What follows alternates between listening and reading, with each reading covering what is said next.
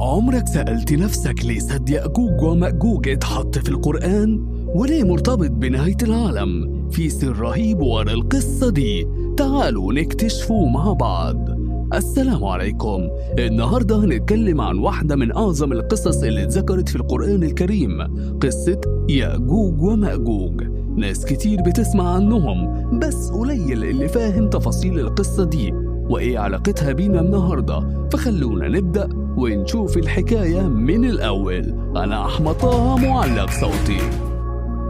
زمان كان في ملك اسمه ذو القرنين، رجل قوي وعادل. ربنا سبحانه وتعالى اداله قوة وقدرة إنه يحكم أجزاء كبيرة من الأرض.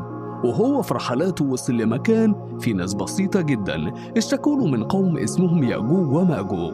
دول كانوا قبائل متوحشة بتدمر كل حاجة في طريقها، فطلبوا منه إنه يحميهم. ذو القرنين وافق وقال لهم ساعدوني وأنا هبني سد يحميكم. وجمع الحديد والنحاس وبدأ يبني السد، وفعلا قفل عليهم تماما. ومن وقتها يأجوج ومأجوج اتحبسوا وما يعرفوش يخرجوا. السد ده اللي بيتقال عليه سد قوي جدا، محير علماء كتير لحد النهاردة فين مكانه وهل هو لسه موجود.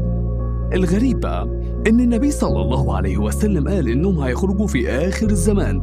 هيحصل إيه لما يخرجوا؟ وهل ده قرب؟ وإيه اللي ممكن يحصل للعالم وقتها؟ القصة دي مش مجرد حكاية عن قوم متوحشين وسد، دي تذكرة لينا إن ربنا قادر على كل شيء، وإن العلم والمعرفة موجودة في القرآن، بس لازم نتدبر ونفهم.